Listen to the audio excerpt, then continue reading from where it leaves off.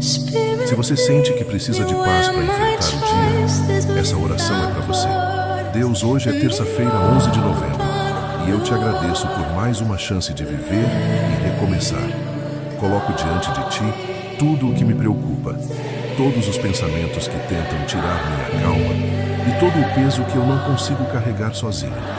Que a tua presença me envolva e traga equilíbrio, serenidade e confiança.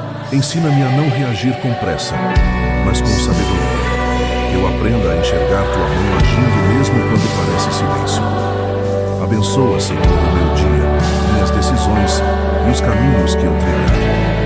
Livra-me de palavras que ferem, de atitudes impensadas e de tudo o que possa me afastar da tua paz. Que este dia seja leve, produtivo e cheio de